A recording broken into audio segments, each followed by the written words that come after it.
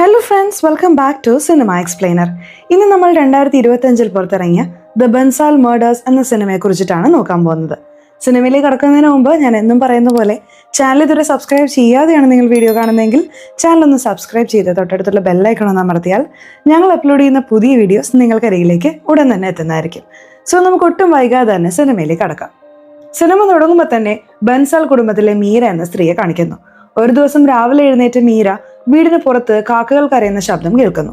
അതേ വീട്ടിൽ ജോലി ചെയ്യുന്ന കാജലിനോട് നീ ഇതുവരെ കാക്കകൾക്ക് ആഹാരം റെഡിയാക്കിയില്ലേ എന്ന് ചോദിക്കുന്നു. അതിനാൽ കാജൽ, മാഡം ഫുഡ് റെഡിയായി, പക്ഷേ വലിയ സാർ ഇതുവരെ വന്നില്ല, അദ്ദേഹമാണല്ലോ എല്ലാ ദിവസവും കാക്കകൾക്ക് ഭക്ഷണം കൊടുക്കുന്നത് എന്ന് പറയുന്നു. അത് കേട്ട മീര വലിയ സാറിനെ വിളിച്ചു കൊണ്ടുവരാൻ പറഞ്ഞ് കാക്കകൾക്ക് ഭക്ഷണം കൊടുക്കുന്ന സ്ഥലത്തേക്ക് പോകുന്നു. അവിടെയുള്ള ദൃശ്യം കണ്ട് മൈൻഡ് ബ്ലോക്കായി അവൾ ഷോക്കിലായി പോവാണ്. അപ്പോഴേക്കും മുകളിൽ നിന്ന് രക്തം മീരയുടെ മുഖത്തേക്ക് വീഴുന്നു. ഇവിടെ തന്നെയാണ് നമ്മുടെ സിനിമയുടെ പ്രധാന കഥാപാത്രമായ ഇൻസ്പെക്ടർ ജാദിൽ യാദവിനെ കാണിക്കുന്നത്. ബൻസാലിന്റെ വീട്ടിലെ കേസിനെ കുറിച്ച് അറിയാൻ ഇൻസ്പെക്ടർ യാദവ് നന്ദു എന്ന മറ്റൊരു പോലീസ് ഓഫീസറെയും കൂട്ടി വരുന്നു. യഥാർത്ഥത്തിൽ DGP സമീറാണ് പേഴ്സണലായി ഈ കേസിനെ കുറിച്ച് അന്വേഷിക്കാൻ യാദവിനെ അവിടേക്ക് അയച്ചിട്ടുണ്ടായിരുന്നത്. കാരണം ബൻസാൽ ഫാമിലി വലിയ സമ്പന്നരാണ്. അങ്ങനെ യാദവ് ബൻസാലിന്റെ വീട്ടിലെത്തി ആ വീട് മുഴുവൻ ചുറ്റി കാണുന്നു. പക്ഷെ അവിടെ എന്താണ് സംഭവിച്ചതെന്നോ എന്താണ് കേസെന്നോ ആരും പറയുന്നില്ല. അപ്പോഴാണ് ബൻസാൽ കുടുംബം മുഴുവനും വളരെയധികം വിശ്വസിക്കുന്ന ഗുരുമാത അവിടെ അവരെ കൊണ്ട് ചില പൂജകൾ ചെയ്യിക്കുന്നത് യാദവ് കാണുന്നത്. അത് കണ്ട യാദവിന് ഒന്നും മനസ്സിലാവുന്നില്ല. അപ്പോഴാണ് ബിസിനസ്സിൽ മീരയുടെ PA ആയ ഷെട്ടി എന്ന വ്യക്തി വന്ന് യാദവിനെ കണ്ട് സംസാരിച്ച് മീരയുടെ അച്ഛന്റെ അടുത്തേക്ക് കൊണ്ടുപോകുന്നത്. മീരയുടെ അച്ഛൻ പ്രശാന്ത് ബൻസാൽ യാദവിനെ കണ്ട് DGP സമീർ അയച്ചത് നിങ്ങളെയാണല്ലേ, യഥാർത്ഥത്തിൽ ഇവിടെ എന്താണ് സംഭവിച്ചതെന്ന് അറിയണം. നാളെ മീരയുടെ മകന്റെ 1ാം ചരമവാർഷികമാണ്, അതുകൊണ്ടാണ് കുടുംബം മുഴുവനും ഈ ഫാം ഹൗസിലുള്ളത്. പക്ഷെ ഇന്നാണ് ഇങ്ങനെ സംഭവിച്ചത് എന്ന് പറഞ്ഞ് മീരയുടെ മൂത്ത സഹോദരനായ മാധവന്റെ നേരെ നോക്കുന്നു. അപ്പോൾ മാധവ് യാദവിനോട് അവിടെ പൂജകൾ ചെയ്യിക്കുന്നത് ഗീതാമ്മയാണ്, അവരാണ് ഞങ്ങളുടെ കുടുംബഗുരു. നാളെ എൻ്റെ സഹോദരിയുടെ മകന്റെ 1ാം ചരമവാർഷികമല്ലേ, അതുകൊണ്ട് പൂജകൾ ചെയ്യിക്കാൻ വന്നതാണെന്ന് പറഞ്ഞ് കാക്കകൾക്ക് ഭക്ഷണം കൊടുക്കുന്ന സ്ഥലത്തേക്ക് കൊണ്ടുപോയി കാണിക്കുന്നു. അവിടെയുള്ള ദൃശ്യം കണ്ട് യാദവും ഷോക്കാവുന്നുണ്ട്. കാരണം അവിടെ ധാരാളം കാക്കകൾ ചത്തുകിടക്കുന്നു. ആ സ്ഥലം ആകെ രക്തത്തിൽ കുളിച്ചിരിക്കുന്നു. കൂടാതെ വെട്ടിയുണ്ടാക്കിയ ഒരു പന്നിയുടെ തല ഒരു പേപ്പറിൽ വെച്ചിരിക്കുന്നു. അതെല്ലാം കാണുമ്പോൾ ആരോ കൂടോത്രം ചെയ്തതാണോ എന്ന സംശയത്തിലാണ് ഇൻസ്പെക്ടർ യാദവിനെ അവിടേക്ക് വരുത്തിയത്. അതെല്ലാം കണ്ട യാദവ് അവിടെയുള്ള സെക്യൂരിറ്റി ഗാർഡുകളായ ഉമേഷിനെയും ഓം പ്രകാശിനെയും കണ്ട് സംസാരിക്കുന്നു. അവർ യാദവിനോട് പന്നിയുടെ തല അവിടെ കൊണ്ടുവച്ചവരെ പിടിക്കാൻ ഞങ്ങൾക്ക് സാധിച്ചില്ല എന്ന് പറയുന്നു. അത് കേട്ട യാദവ് അവിടെ CCTV ഫുട്ടേജ് ചെക്ക് ചെയ്തുകൊണ്ടിരിക്കുമ്പോൾ മീരയുടെ കസിനായ അർവാൻ ദേഷ്യത്തിൽ അവിടെ തന്റെ കുടുംബത്തിന് നേരെ അലറുകയും വിചിത്രമായി പെരുമാറുകയും ചെയ്യുന്നത് കാണുകയാണ്. യാദവ് അവിടേക്ക് വന്ന് അർവാനെ പിടിക്കുന്നു. അപ്പോൾ മീര അവിടേക്ക് വന്ന് അർവാനെ കൂളാക്കി ഒരു മുറിയിലേക്ക് കൊണ്ടുപോയി വാതിലടയ്ക്കുന്നു. അതെല്ലാം കണ്ട യാദവ് ആരാണവൻ എന്ന് ചോദിക്കുകയാണ്. അതിന് ഉമേഷ് അവൻ മീരയുടെ കസിൻ അർവാനാണ്, അവനൊരു ഡ്രഗ് അഡിക്റ്റ് ആണ്, എപ്പോഴും ലഹരിയിലായിരിക്കും, ഭ്രാന്തനെ പോലെ പെരുമാറിക്കൊണ്ടിരിക്കും, അതുകൊണ്ടാണ് അവനെ മുറിയിലാക്കിയത് എന്ന് പറയുന്നു. നെക്സ്റ്റ് സീനിൽ അല്പസമയത്തിനുള്ളിൽ അവിടേക്ക് DGP സമീർ വന്ന് മീരയുടെ മുത്തശ്ശനും ബൻസാൽ കുടുംബത്തിലെ കാരണവരുമായ മഹേന്ദ്ര ബൻസാലിനെ കണ്ട് സംസാരിക്കുന്നു.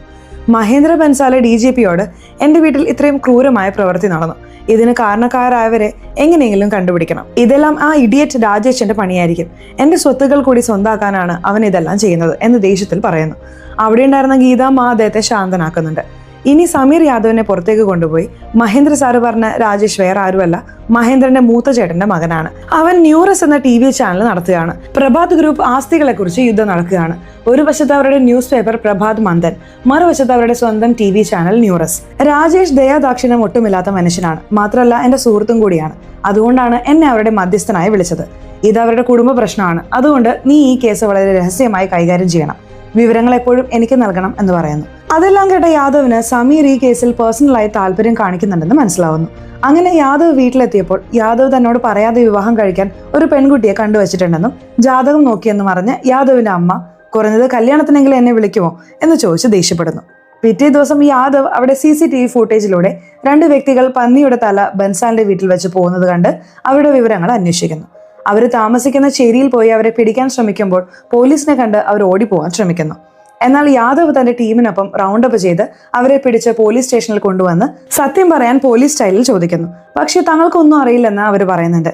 ആ 2 പേരും താമസിക്കുന്ന ചേരിയിലെ വക്കീലായ ഷീല ഈ വിവരം അറിഞ്ഞ് പോലീസ് സ്റ്റേഷനിൽ വന്ന് നിരപരാധികളെ സ്റ്റേഷനിൽ കൊണ്ടുവന്ന് മർദ്ദിക്കുകയാണെന്നും അവരെ വിട്ടയക്കണമെന്നും പറയുന്നു. യാദവ് അവരുടെ വാക്കുകൾ വകവയ്ക്കുന്നില്ല. മറ്റൊരു വശത്ത് DGP സമീറും യാദവും പോയി രാജേഷിനെ കണ്ട് പിടിയിലായ 2 വ്യക്തികൾ നിങ്ങളുടെ കമ്പനിയിൽ ജോലി ചെയ്യുന്നവരാണെന്ന് അറിഞ്ഞു, ബൻസാലിന്റെ വീട്ടിൽ നടന്നതിന് പിന്നിൽ നിങ്ങളല്ലേ, സത്യം പറയൂ എന്ന് ചോദിക്കുകയാണ്. അതിന് രാജേഷ് എനിക്കതുമായി ഒരു ബന്ധവുമില്ല, ആ കുടുംബം മുഴുവൻ ആ ആത്മീയ ഗുരുവായ ഗീതാമ്മയെ കണ്ണുമടച്ച് വിശ്വസിക്കുകയാണ്, ഡീല് തടയാൻ അവർ നടത്തുന്ന തന്ത്രങ്ങളാണ് ഇതെല്ലാം, ബോർഡ് മീറ്റിംഗിന് മുൻപ് സഹതാപം കിട്ടാൻ വേണ്ടിയിട്ടാണ് ഇതെല്ലാം ചെയ്യുന്നത് എന്ന് പറയുന്നു. അതെല്ലാം കേട്ട യാദവിന് രാജേഷിന്റെ മേൽ സംശയം തോന്നി, ഇയാൾ എന്തോ ഒരു ഗെയിം കളിക്കുകയാണെന്ന് തോന്നുന്നു. എന്നാൽ സമീർ രാജേഷിന് ഇതുമായി ബന്ധമില്ലെന്ന് പറഞ്ഞ് യാദവിനെ അവിടെ നിന്ന് കൊണ്ടുപോകുന്നു. അതേ ദിവസം യാദവ് വീണ്ടും മീരയുടെ വീട്ടിൽ പോയി അവിടെ CCTV ക്യാമറകളെല്ലാം പരിശോധിച്ചുകൊണ്ടിരിക്കുമ്പോൾ വീടിന് പുറത്ത് ഒരു ഷെഡിന് മുകളിലുള്ള സ്ഥലത്ത് ക്യാമറ വർക്ക് ചെയ്യുന്നില്ലെന്ന് കണ്ട് അതിനെക്കുറിച്ച് ചോദിക്കുന്നു. ആ ക്യാമറ വീട്ടിലെ ഒരു മുറിയെ കവർ ചെയ്യുന്നത് കൊണ്ട് മീര മാഡം അത് എടുത്തു മാറ്റാൻ പറഞ്ഞു എന്ന് അവിടെയുള്ള സ്റ്റാഫ് പറയുന്നു. സീൻ കട്ട് ചെയ്താൽ യാദവ് വീണ്ടും പോലീസ് സ്റ്റേഷനിൽ വന്ന് ആ രണ്ടുപേരെയും നന്നായി തല്ലി, സത്യം പറയടാ, ആ വീട്ടിൽ പന്നിയുടെ തല വയ്ക്കാൻ നിങ്ങൾക്ക് ഡീല് തന്നത് ആരാണ് എന്ന് ചോദിച്ച് ടോർച്ചർ ചെയ്യുന്നു. അടി താങ്ങാനാവാതെ അവർ യാദവിനോട്, സർ, ഒരു ദിവസം ഒരു വ്യക്തി എനിക്ക് ഫോൺ ചെയ്ത് എൻ്റെ വീടിന് മുന്നിൽ പണവും പന്നിയുടെ തലയും ഉണ്ടെന്നും അത് കൊണ്ടുപോയി ബൻസാലിന്റെ വീടിന്റെ പിൻവശത്ത് ആ പേപ്പറിൽ പന്നിയുടെ തല വെക്കണമെന്നും അതിനു വേണ്ടിയാണ് ഈ പണമെന്നും പറഞ്ഞു. ഫോൺ ചെയ്ത വ്യക്തി ആരാണെന്ന് പോലും എനിക്കറിയില്ല, പണത്തിന് വേണ്ടി ആ വ്യക്തി പറഞ്ഞതുപോലെ ചെയ്തു എന്ന് പറയുന്നു. അത് കേട്ട യാദവ്, എങ്കിൽ ആ കാക്കകളെ എന്തിനു കൊന്നു എന്ന് ചോദിക്കുകയാണ്. അതിനവർ, ആ കാക്കകളെ ഞങ്ങൾ കൊന്നില്ല സർ, ഞങ്ങൾ ചെന്നപ്പോഴേക്കും അവിടെ കാക്കകൾ ചത്തു കിടക്കുന്നുണ്ടായിരുന്നു എന്ന് പറഞ്ഞതോടെ അത് കേട്ട യാദവിന് ആ കാക്കകളെ വീട്ടിലുള്ള ഒരാൾ തന്നെ കൊന്നതായിരിക്കുമെന്ന് സംശയം വരുന്നു. അപ്പോഴേക്കും നന്ദു വന്ന് യാദവിനോട്, സാർ, ഇവർക്ക് വിളിച്ച ഫോൺ നമ്പറിന്റെ വിവരങ്ങൾ അറിഞ്ഞു, ആ നമ്പർ PNP എന്ന കമ്പനിയുടേതാണ്, അതായത് പ്രഭാത് മന്ദൻ കമ്പനി, ഈ ബൻസാലിന്റെ സ്വന്തം കമ്പനി നമ്പറാണ് എന്നറിഞ്ഞതോടെ തന്റെ ചോദ്യങ്ങൾക്കുള്ള ഉത്തരം കണ്ടെത്താൻ അവൻ വീണ്ടും രാത്രിയിൽ തന്നെ മീരയുടെ വീട്ടിലേക്ക് പുറപ്പെടുന്നു. അങ്ങനെ യാദവ് മീരയുടെ വീട്ടിലെത്തി എത്ര ബെല്ലടിച്ചിട്ടും സെക്യൂരിറ്റി ഗാർഡുകൾ മെയിൻ ഗേറ്റ് തുറക്കാത്തതിനാൽ മതിൽ ചാടി അകത്തു പോയി നോക്കുമ്പോൾ സെക്യൂരിറ്റി റൂമിൽ ഉമേഷ് നല്ല ഉറക്കത്തിലാണ്. അവനെ എഴുന്നേൽപ്പിക്കാൻ ശ്രമിച്ചാലും അവൻ ഉണരുന്നില്ല. എന്നാൽ അപ്പോൾ മീര ശരീരത്തിൽ രക്തവുമായി മുഖത്ത് ഭയത്തോടെ യാദവിന്റെ അടുത്തേക്ക് വന്ന് നിൽക്കാണ്. അവളെ കണ്ട് യാദവ് ഷോക്കായി എന്ത് സംഭവിച്ചു എന്ന് ചോദിക്കുകയാണ്. അതിന് മീര, എല്ലാവരും മരിച്ചു, വീടാകെ രക്തക്കളമാണെന്ന് പറഞ്ഞ് കരയാണ്. അത് കേട്ട യാദവ് ഉമേഷിനെ എഴുന്നേൽപ്പിച്ച് മീരയെ നോക്കാൻ പറഞ്ഞ് യഥാർത്ഥത്തിൽ എന്താണ് സംഭവിച്ചതെന്ന് അറിയാൻ വീടിനുള്ളിലേക്ക് പോകുമ്പോൾ ഒരു മുറിയിൽ ആകെ ഭയന്നുപോയ മീരയുടെ കസനായ ആസ്തയും അവളുടെ അനിയൻ റിഹാനും ഇരിക്കുകയാണ്. യാദവ് അവരോട് അതേ മുറിയിൽ ഇരിക്കാൻ പറഞ്ഞ് മുകളിലേക്ക് പോകുമ്പോൾ അവിടെ പടികളിൽ ഓം പ്രകാശ് ചാവാറായ നിലയിൽ പരിക്കുകളോടെ കിടക്കുന്നു. അത് കണ്ട യാദവ് ഇതെല്ലാം ചെയ്തത് ആരാണെന്ന് കണ്ടുപിടിക്കണമെന്ന് കരുതി മുന്നോട്ടേക്ക് പോകുമ്പോൾ അവിടെ ഓരോ മുറിയിലും മീരയുടെ കുടുംബത്തിലെ ഓരോരുത്തരെയും ക്രൂരമായി കൊലപ്പെടുത്തിയിരിക്കുന്നു. അവരുടെ ഡെഡ് ബോഡികൾ കണ്ട് യാദവ് ഷോക്കായി ഉടനെ DGPയെ ഫോൺ ചെയ്ത് പറയുന്നതോടെ പോലീസ് ഫോഴ്സ് മുഴുവൻ ഉടൻ ബൻസാലിന്റെ വീടിന്റെ അടുത്തേക്ക് എത്തുന്നു. നെക്സ്റ്റ് സീനിൽ DGP സമീർ അവിടേക്ക് വരുമ്പോൾ യാദവ് അവിടെ താൻ കണ്ടതെല്ലാം പറഞ്ഞ് ഇത്ര ക്രൂരമായി അവരെ കൊന്നത് ആരാണെന്ന് മനസ്സിലാവുന്നില്ല എന്ന് പറയാണ്. ഈ കേസിൽ യാദവ് ഇതുവരെ ഒരു തെളിവും കണ്ടുപിടിക്കാത്തതിനാൽ ഈ കേസ് SP ചൗഹാൻ ഏൽപ്പിക്കുന്നതിനായി പറയാണ്. അപ്പോഴേക്കും ഫോറൻസിക് ടീമും അവിടേക്ക് എത്തുന്നു. ആ ടീമിലെ മെയിൻ ഡോക്ടറായ റോസി അവരോട് ക്രൈം സ്പോട്ട് ആദ്യം ആരാണോ കണ്ടത് അവരെന്റെ കൂടെ വരൂ എന്ന് പറയുന്നതോടെ യാദവ് റോസിയുടെ കൂടെ പോയി താൻ കണ്ടതെല്ലാം പറയുന്നു. റോസി അവിടെയുള്ള ബ്ലഡ് സാമ്പിളുകളും ഫിംഗർ പ്രിന്റുകളും എല്ലാം ശേഖരിക്കുകയാണ്. അതുപോലെ മീരയുടെ ശരീരത്തിലും വസ്ത്രത്തിലുമുള്ള ബ്ലഡ് സാമ്പിളുകളും ശേഖരിക്കുന്നു. അല്പസമയത്തിനുള്ളിൽ ഗീതാമ്മ അവിടേക്ക് വന്ന് മീര, ആസ്ത, റിഹാൻ എന്നിവരെ അവിടെ നിന്നും കൊണ്ടുപോകുന്നു. ഇങ്ങനെ ഇരിക്കെ യാദവ് ഈ കേസിനെ കുറിച്ച് ആലോചിച്ചുകൊണ്ട് വീട്ടിലെത്തുമ്പോൾ അവരുടെ വീട്ടിലേക്ക് രാധ എന്ന സ്ത്രീ വരുന്നു. ഇവിടെയാണ് നമുക്കൊരു കാര്യം മനസ്സിലാവുന്നത്, ഇതിനു മുൻപ് ഒരു കേസിൽ രാധ യാദവിനെ കണ്ടിട്ടുണ്ട്. അങ്ങനെ ഇരിക്കെ ഇരുവരും പരസ്പരം ഇഷ്ടപ്പെട്ട് വിവാഹം കഴിക്കാനും തീരുമാനിച്ചിരുന്നു. യാദവിന്റെ ജാതകം നോക്കിയത് ഈ രാധയാണ്. രാധയുടെ പഠനം പൂർത്തിയാക്കിയ ശേഷം വിവാഹം കഴിക്കാനാണ് തീരുമാനിച്ചിരുന്നത്. യാദവിന്റെ അമ്മയ്ക്കും രാധയെ വളരെ ഇഷ്ടപ്പെടുന്നു. സീൻ കട്ട് ചെയ്താൽ പിറ്റേ ദിവസം യാദവ് സമീറിനോടൊപ്പം പോയി മീരയെ കണ്ട്, ഇപ്പൊ നിങ്ങൾ കുറച്ച് നോർമലായി എന്ന് കരുതുന്നു, യഥാർത്ഥത്തിൽ ആ ദിവസം രാത്രി ആ വീട്ടിൽ എന്താണ് സംഭവിച്ചത്, നിങ്ങൾ എന്താണ് കണ്ടതെന്ന് പറയൂ എന്ന് ചോദിക്കാണ്. അതിന് മീര നടന്നത് പറയാണ്. ഞാൻ മെഡിറ്റേഷൻ കഴിഞ്ഞ് എൻ്റെ മുറിയിലേക്ക് കിടക്കാൻ പോകുമ്പോൾ അതേ സമയത്ത് അർവാൻ ദേഷ്യത്തിൽ കയ്യിൽ കത്തിയുമായി വലിയച്ഛനെ ആക്രമിച്ച് കൊലപ്പെടുത്തി. അവിടെ ഉണ്ടായിരുന്ന എന്നെ കണ്ട് എൻ്റെ നേരെ വന്നു. എന്നാൽ അപ്പോൾ ഓം പ്രകാശ് അവിടേക്ക് വന്നപ്പോൾ അർവാൻ അവനെ കത്തി കൊണ്ട് കുത്തി. അപ്പോൾ ഞാൻ അവിടെ നിന്നും രക്ഷപ്പെട്ട് ആസ്തയും റിഹാനെയും ഒരു റൂമിലേക്ക് പറഞ്ഞയച്ച് അവിടെ തന്നെ ഇരിക്കാൻ പറഞ്ഞ് വാതിലടച്ചു. ആരുടെയെങ്കിലും സഹായം ചോദിക്കാൻ വീട്ടിൽ നിന്ന് പുറത്തേക്ക് പോകുമ്പോൾ അർവാനും ജനൽ ചില്ല് തകർത്ത് താഴേക്ക് ചാടി സ്വിമ്മിംഗ് പൂളിൽ വീണ് മരിച്ചു കിടക്കുന്നു. അപ്പോഴാണ് നിങ്ങളെ എവിടെ കണ്ടത് എന്ന് പറഞ്ഞ് ഇമോഷണൽ ആവുന്നു. അർവാനാണ് എല്ലാവരെയും കൊന്നതെന്ന് പറഞ്ഞപ്പോൾ അത് കേട്ട ആസ്ത ഷോക്കായി കരയുന്നു. അതേ ദിവസം റോസി സമീറിനോടും SP-യോടും ഫോറൻസിക് റിപ്പോർട്ടിനെ കുറിച്ച് പറയുമ്പോൾ കൊലയാളി ദേഷ്യത്തിൽ കത്തിക്കൊണ്ട് ഇഷ്ടം പോലെ കുത്തിയാണ് കൊന്നത്. അർവാന്റെ ബോഡി സ്വിമ്മിംഗ് പൂളിൽ കണ്ടെത്തി. അവന്റെ അടുത്ത് തന്നെ ആ കത്തിയും കിട്ടി. കത്തി സ്വിമ്മിംഗ് പൂളിൽ വീണതുകൊണ്ട് കത്തിയിൽ അർവാന്റെ ഫിംഗർ പ്രിന്റ്സ് ട്രേസ് ചെയ്യാൻ വളരെ പ്രയാസമാണ് എന്ന് പറയുന്നു. അതെല്ലാം കേട്ട യാദവ് അർവാൻ ഡ്രഗ്സ് ഉപയോഗിക്കുന്നവനാണ്, ആ ലഹരിയിൽ അവൻ ഇതെല്ലാം ചെയ്തു എന്നത് വിശ്വസിക്കാൻ കഴിയുന്നില്ല. അതുകൂടാതെ മരിച്ചവരെല്ലാം അവരുടെ മുറിയിൽ തന്നെയാണ്, രക്ഷപ്പെടാൻ ശ്രമിച്ചതായി കാണുന്നില്ല.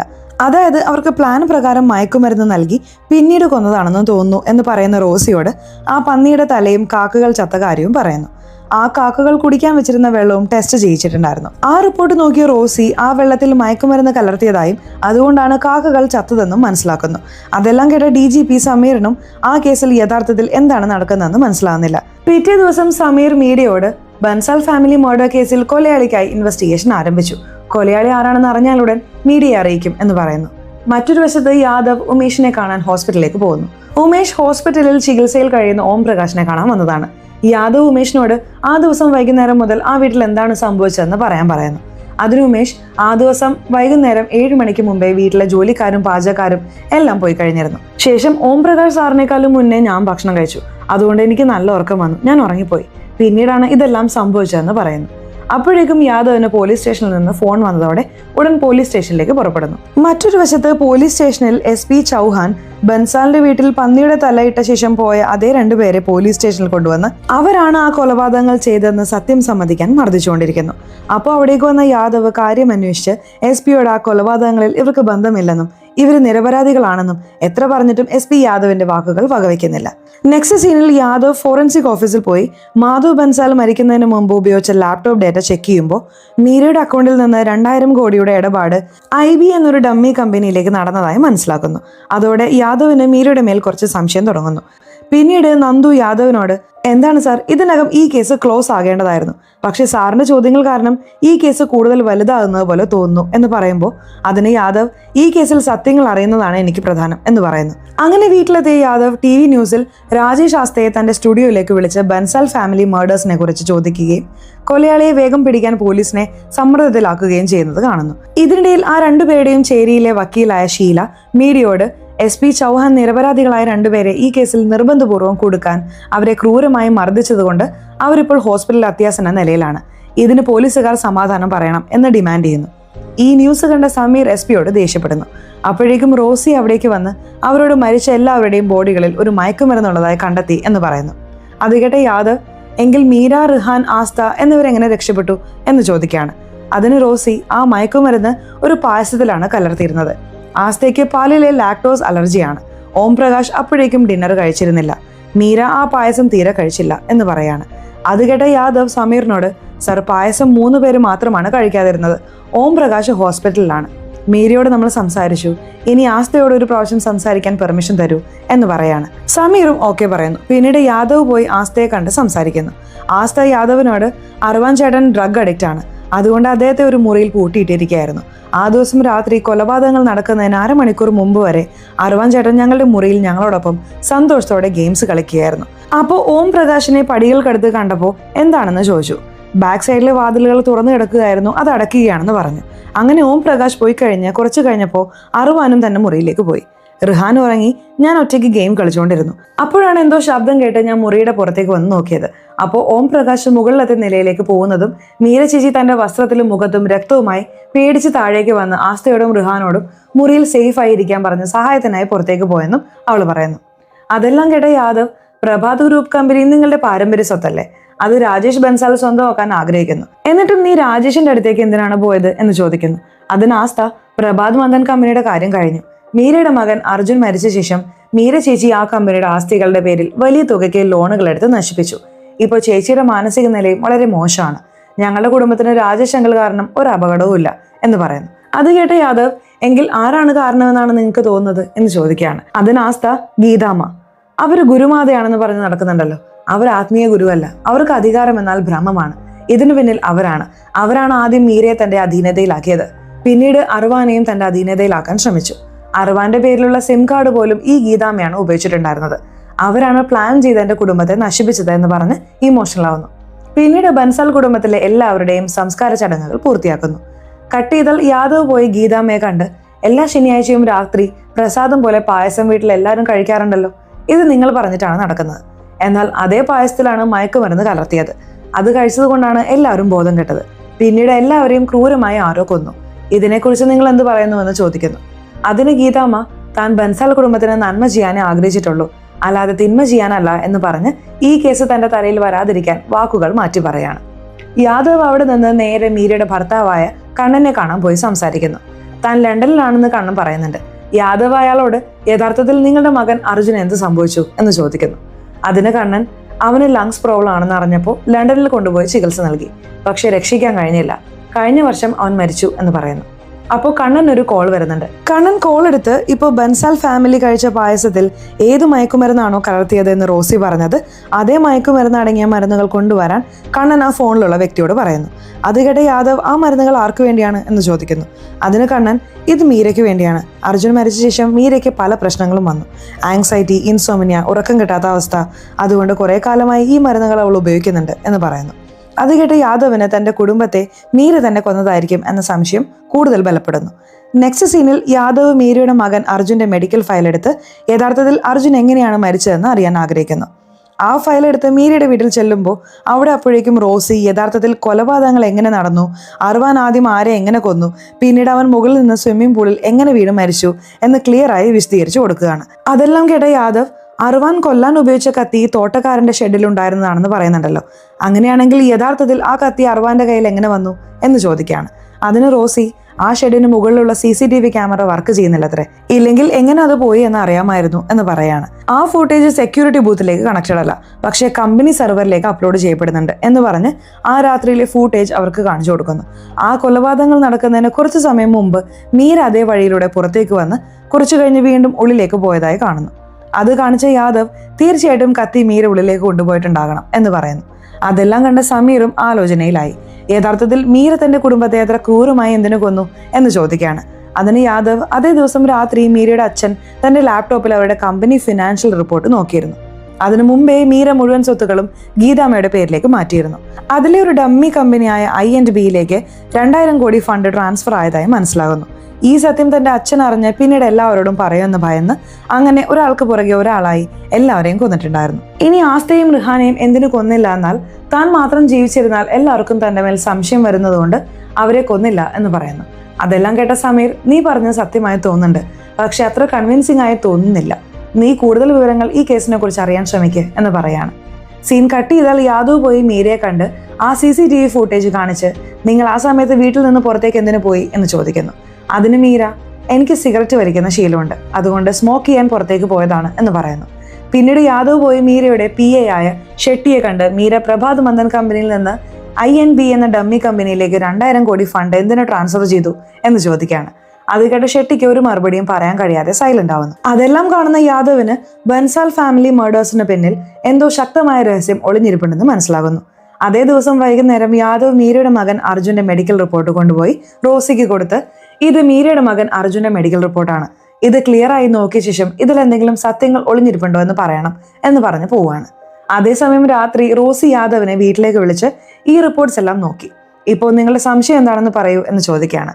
അതിന് യാദവ് അർജുനുള്ള രോഗം കാരണം അവൻ എത്ര ദിവസത്തിനുള്ളിൽ മരിക്കാം എന്ന് ചോദിക്കുകയാണ്. അതിന് റോസി ഈ റിപ്പോർട്ട്സ് പ്രകാരം നോക്കിയാൽ 15 അല്ലെങ്കിൽ 20 ദിവസമായി അർജുൻ രോഗബാധിതനാണെന്ന് മനസ്സിലാവുന്നു എന്ന് പറയാണ്. അപ്പോൾ യാദവ് റോസിയോട്, അർജുൻ ഒരു സ്വിമ്മറാണ്, ശ്വാസമെടുക്കാതെ അവന് കൂടുതൽ സമയം ഇരിക്കാൻ കഴിയും. സ്വിമ്മിങ്ങിൽ പങ്കെടുത്തപ്പോൾ അവന് നൽകിയ ഫിറ്റ്നസ് സർട്ടിഫിക്കറ്റിൽ ഡേറ്റ് ജാനുവരി 24 എന്നാണ് എഴുതിയിരിക്കുന്നത്. മീര അർജുന് നെബുലൈസർ വെച്ചപ്പോൾ, അതായത് അപ്പോഴേക്കും അവന്റെ ലങ്സ് തകരാറിലായതായി അവനോടൊപ്പമുള്ള ഫോട്ടോ മീര ഫേസ്ബുക്കിൽ പോസ്റ്റ് ചെയ്തിട്ടുണ്ട്. അതിന്റെ ഡേറ്റ് ജാനുവരി 28 അർജുൻ മരിച്ചത് ജാനുവരി 31 മനസ്സിലാവുന്നു. അതെല്ലാം കണ്ട റോസിക്ക് ലക്ഷണങ്ങൾ തുടങ്ങി. ഒരാഴ്ചക്കുള്ളിൽ എങ്ങനെ മരിക്കും, അതായത് ഈ ഹോസ്പിറ്റൽ റിപ്പോർട്ട്സ് എല്ലാം ഫേക്ക് ആണെന്ന് മനസ്സിലാവുന്നു. അതോടെ ഫാമിലി എന്തോ ഒരു സത്യം മറയ്ക്കുന്നുണ്ടെന്ന് ക്ലാരിറ്റി വരുന്നു. അപ്പോൾ റോസി യാദവിനോട് DGP സമീറും ഈ കേസിലുണ്ട്, അതായത് ഈ കേസിന് പിന്നിൽ എന്തോ വലിയ രഹസ്യം ഒളിഞ്ഞിരിപ്പുണ്ട്. ഇപ്പൊ നീ ഈ സത്യങ്ങളൊന്നും സമീറിനോട് പറയുന്നത് നല്ലതല്ല, നീ ആദ്യം നിന്റെ ഇൻവെസ്റ്റിഗേഷൻ പൂർത്തിയാക്ക്, വിവരങ്ങൾ കണ്ടുപിടിക്കുക എന്ന് പറയുന്നു. നെക്സ്റ്റ് സീനിൽ നന്നായി ആലോചിച്ച യാദവിന് ആ ദിവസം ചേരിയിലെ പല കുട്ടികളും രോഗബാധിതരായ കാര്യം ഓർമ്മ വന്ന് അതിനെക്കുറിച്ച് അറിയാൻ അതേ ചേരിയുള്ള വക്കീൽ ഷീലയെ കണ്ട് അതേ കാര്യത്തെക്കുറിച്ച് ചോദിക്കുന്നു. അതിന് ഷീല ജാനുവരി 26 സ്കൂളിൽ റിപ്പബ്ലിക് ഡേ ഫംഗ്ഷൻ നടക്കുമ്പോൾ അതേ ഫംഗ്ഷന് മീരയും മകനും വന്നിട്ടുണ്ടായിരുന്നു. എന്നാൽ ഒരു മുറിയിലെ മാൻ ഹോളിലൂടെ ഏതോ ഗ്യാസ് പുറത്തു വന്ന് അത് ശ്വസിച്ച് ആ മുറിയിലുണ്ടായിരുന്ന കുട്ടികളുടെ എല്ലാവരുടെയും ആരോഗ്യം മോശമായി, പലരും മരിച്ചു. ഇപ്പോൾ ചില കുട്ടികൾ ജീവന് വേണ്ടി പോരാടി മരിക്കുന്നുണ്ട്. അതേ ഗ്യാസ് ശ്വസിച്ചാണ് മീരയുടെ മകൻ അർജുന്റെ ആരോഗ്യവും മോശമായത്. ഷീല അതെല്ലാം പറഞ്ഞ് യാദവിനെ ആ സ്കൂളിലെ ഗ്യാസ് ലീക്കായ മുറിയിലേക്ക് കൊണ്ടുപോയി കാണിക്കുകയാണ്. ആ സ്കൂളിന് പിന്നിൽ തന്നെ ഒരു റബ്ബർ ഫാക്ടറി ഉണ്ട്. അത് കാരണമാണ് ഗ്യാസ് ലീക്കായി ഇത്രയും കുട്ടികൾ മരിച്ചത്. എന്നാൽ ആ കമ്പനി ആരുടേതാണ്, അതിന്റെ ഓണർ ആരാണെന്ന് ആർക്കും അറിയില്ല. ഈ ഇൻസിഡന്റ് നടന്ന ശേഷം ആ കമ്പനി അടച്ചുപൂട്ടി. ചേരി നിവാസികൾ ഈ സംഭവത്തിൽ സമരം ചെയ്യാൻ നോക്കിയപ്പോൾ പോലീസ് അവരെ ഭീഷണിപ്പെടുത്തി വായടപ്പിച്ചു. അതെല്ലാം കേട്ട യാദവ് ആ ഫാക്ടറിയിലേക്ക് പോയി എല്ലാം ചുറ്റി കാണുമ്പോൾ അവിടെ കത്തിപ്പോയ ചില ഫയലുകൾ കാണുന്നു. അതെടുത്ത് പരിശോധിക്കുമ്പോൾ ആ പേപ്പറുകളും INB കമ്പനിയുടേതാണെന്ന് മനസ്സിലാവുന്നു. അവ കണ്ട യാദവിന് മീരയും ഇതേ കമ്പനിയിലേക്കാണ് 2000 കോടി ഫണ്ട് ട്രാൻസ്ഫർ ചെയ്തെന്ന കാര്യം ഓർമ്മ വന്ന് മീരയ്ക്കും ഈ കമ്പനിയുമായി ബന്ധമുണ്ടെന്ന് മനസ്സിലാകുന്നു. വീണ്ടും മീരയെ പോലീസ് സ്റ്റേഷനിലേക്ക് വിളിച്ച് ആ ദിവസം രാത്രി ഗീതാമ്മ പ്രസാദമായി കരുതുന്ന പായസം നീ മാത്രം എന്തുകൊണ്ട് കഴിച്ചില്ല എന്ന് ചോദിക്കുകയാണ്. അതിന് മീര എനിക്ക് കഴിക്കാൻ തോന്നിയില്ല എന്ന് പറയുന്നു. യാദവ് താൻ മനസ്സിലാക്കിയതെല്ലാം പറഞ്ഞ് നിന്റെ കുടുംബത്തെ കൊന്നത് നീയാണ്, സത്യം സമ്മതിക്കുക എന്ന് പറയുമ്പോൾ അതിന് മീര അല്ല, അതെല്ലാം ചെയ്തത് അർവാനാണ് എന്ന് പറയുന്നു. അതിന് യാദവ് അത് നടക്കുന്നതിന് അരമണിക്കൂർ മുമ്പ് വരെ അർവാൻ ആസ്റ്റയോടൊപ്പം ഗെയിംസ് കളിച്ച് നോർമലായി തന്നെ ഉണ്ടായിരുന്നു. അങ്ങനെയുള്ളവൻ എന്തിനിങ്ങനെ ചെയ്യണം എന്ന് ചോദിക്കുകയാണ്. അതിന് മീര അതൊന്നും എനിക്കറിയില്ല എന്ന് പറയാണ്. അതിന് യാദവ് എങ്കിൽ ജനുവരി 26 റിപ്പബ്ലിക് ഡേ ഫംഗ്ഷന് ആ ചേരിയിലെ സ്കൂളിലേക്ക് നിങ്ങൾ എന്തിനാണ് പോയത് എന്ന് ചോദിക്കുകയാണ്. അതിന് മീര ഞാൻ ചീഫ് ഗസ്റ്റായി വിളിച്ചപ്പോൾ പോയതാണ് എന്ന് പറയുന്നു. അത് നിങ്ങളുടെ അനധികൃത ഫാക്ടറി അല്ലേ? ആ ഫാക്ടറിയിലെ ഗ്യാസ് ലീക്കായി എത്രയോ കുട്ടികൾ മരിച്ചിട്ടും നിങ്ങളുടെ പേപ്പറിൽ ഒരു വാർത്ത പോലും എഴുതിയില്ല. അങ്ങനെ സംഭവിച്ചതിൽ നിങ്ങൾക്ക് കുറ്റബോധവും ഇല്ല. പക്ഷെ അതേ ഗ്യാസ് ശ്വസിച്ച് നിങ്ങളുടെ മകൻ മരിച്ചപ്പോൾ നിങ്ങൾക്ക് വേദന എന്താണെന്ന് മനസ്സിലായി. അതുകൊണ്ടാണ് അന്നു മുതൽ പ്രഭാത് മന്ദൻ എന്ന പേര് പോലും വെറുക്കാൻ തുടങ്ങിയത്. സ്വത്തുക്കൾ മുഴുവൻ ഗീതാമ്മയുടെ പേരിലേക്ക് നൽകിയത്. പിന്നീട് നിങ്ങളുടെ കുടുംബത്തെ വെറുത്ത് മകന്റെ 1ാം ചരമവാർഷികം ദിവസം തന്നെ ദേഷ്യത്തിൽ ഈ ഫാമിലിയെ മുഴുവൻ കൊന്നു. ഇതല്ലേ സംഭവിച്ചത് എന്ന് യാദവ് ചോദിക്കുമ്പോൾ അത് കേട്ട മീര അല്ല, നിങ്ങൾ പറയുന്നൊന്നും സംഭവിച്ചിട്ടില്ല എന്ന് ദേഷ്യപ്പെടുന്നു. അപ്പോഴേക്കും അവളുടെ വക്കീൽ അവിടേക്ക് വന്ന് അവരെ അവിടെ നിന്ന് കൂട്ടിക്കൊണ്ടുപോകുന്നു. സീൻ കട്ട് ചെയ്താൽ പിറ്റേ ദിവസം രാജേഷ്, ബൻസാൽ, സമീർ, യാദവ്, SP എന്നിവർ പോയി ഗീതാമ്മയെ കാണുന്നു. അപ്പോൾ രാജേഷ് ഗീതാമ്മയോട് ഞാൻ വിചാരിച്ചാൽ ഈ കേസ് ഇപ്പോഴേ ക്ലോസ് ചെയ്യാം, പക്ഷേ എനിക്ക് പ്രഭാത് കമ്പനി വേണം, ഇല്ലെങ്കിൽ യാദവ് ഈ കേസിനെ കൂടുതൽ കോംപ്ലിക്കേറ്റഡ് ആക്കും എന്ന് പറയാണ്. അതിന് ഗീതാമ്മ ഞാൻ മീരയോട് സംസാരിച്ച് ആലോചിച്ചിട്ട് പറയാം എന്ന് പറയുന്നു. അതെല്ലാം കേട്ട് യാദവിന് ദേഷ്യം വരുന്നുണ്ട്. സമീർ അവനോട് ഞങ്ങൾ ചെയ്യുന്നത് നിനക്ക് തെറ്റായി തോന്നുന്നുണ്ടെങ്കിൽ നിനക്ക് ഈ കേസിൽ നിന്ന് പിന്മാറാം എന്ന് പറയുന്നു. അപ്പോൾ യാദവ് റോസിക്ക് ഫോൺ ചെയ്ത് അവസാനമായി നിങ്ങളുടെ സഹായം വേണം, എനിക്ക് ഒരാളുടെ മേൽ സംശയമുണ്ട് എന്ന് പറഞ്ഞ് പേര് പറയുന്നു. അത് കേട്ട റോസി ഷോക്കായി പോവാണ്. ഇതിനിടയിൽ ഹോസ്പിറ്റലിലുള്ള ഓം പ്രകാശിന് ബോധം വന്നെന്ന് അറിഞ്ഞ യാദവ് ഉടൻ നന്ദുവിനെ കൂട്ടിക്കൊണ്ടുപോയി നന്ദുവിനോട് വീഡിയോ റെക്കോർഡ് ചെയ്യാൻ പറഞ്ഞ് യാദവ് ഓം പ്രകാശിനോട് ആ ദിവസം രാത്രി എന്താണ് സംഭവിച്ചതെന്ന് ചോദിക്കുന്നു. അതിനവൻ ആ ദിവസം രാത്രി അർവാൻ എന്നെ ആക്രമിച്ചപ്പോൾ ഞാൻ അവനെ തള്ളിമാറ്റി, അതോടെ അവൻ അവിടെ നിന്ന് താഴെ വീണ് മരിച്ചു, ഞാൻ വേണമെന്ന് കരുതി അവനെ തള്ളിയിട്ടതല്ല എന്ന് പറയാണ്. അത് കേട്ട് യാദവ് ചിരിച്ചുകൊണ്ട് ഇപ്പോൾ ഞാൻ മനസ്സിലാക്കിയ സത്യം പറയാം കേക്ക് എന്ന് പറഞ്ഞ് ഞെട്ടിക്കുന്ന ട്വിസ്റ്റ് വെളിപ്പെടുത്തുന്നു. ആ ദിവസം രാത്രി നീയാണ് ഷെഡിലുള്ള കത്തിയെടുത്ത് വീടിന്റെ പിന്നിലൂടെ അകത്തു കയറി അത്യന്തം ക്രൂരമായി മീരയുടെ കുടുംബത്തെ മുഴുവനും കൊന്നത്. അതിനു മുമ്പേ പായസത്തിൽ മീര ഉപയോഗിക്കുന്ന മയക്കുമരുന്ന് കലർത്തി. അതുകൊണ്ടാണ് എല്ലാവരും മയക്കത്തിലായിരുന്നപ്പോൾ ഓരോരുത്തരെയായി കൊന്നുകൊണ്ടുപോയത്. നീ എപ്പോഴാണോ അർവാന്റെ പാരന്റ്സിനെ മുറിയിൽ പോയി അവരെ കൊന്നത്, അപ്പോഴാണ് ആ മുറിയിൽ നിന്ന് ശബ്ദം കേട്ട അർവാൻ മുറിയിലേക്ക് വന്ന് നോക്കി ദേഷ്യത്തിൽ അതേ കത്തി പിടിച്ചു വാങ്ങി നിന്നെ ആക്രമിച്ചത്. അപ്പോഴാണ് അവിടേക്ക് വന്ന മീര അത് കണ്ട് കത്തി അർവാന്റെ കയ്യിലിരിക്കുന്നത് കണ്ട് അവനാണ് എല്ലാവരെയും കൊന്നതെന്ന് കരുതിയത്. അർവാനെ പിന്നിലേക്ക് തള്ളിയപ്പോൾ അവൻ മരിച്ചു. മീരയും കൊല്ലണമെന്നായിരുന്നു നിന്റെ പ്ലാൻ, പക്ഷെ അപ്പോൾ അവളുടെ മുറി അവൾ ഉള്ളിൽ നിന്ന് ലോക്ക് ചെയ്തിരുന്നു.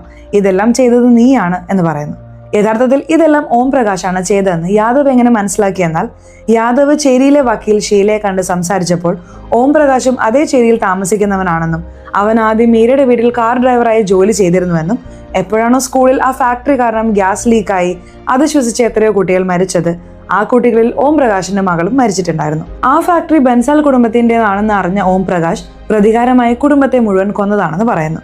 അതെല്ലാം കേട്ട് ഓം പ്രകാശ് തന്റെ മകളുടെ ഫോട്ടോ നോക്കി ആ ദിവസം ഗ്യാസ് ലീക്കായി അത്യാസന്ന നിലയിലായ മീരയുടെ മകനെ അവർ ചികിത്സയ്ക്കായി ലണ്ടനിലേക്ക് കൊണ്ടുപോയി. കാരണം അവർക്ക് പണമുണ്ട്.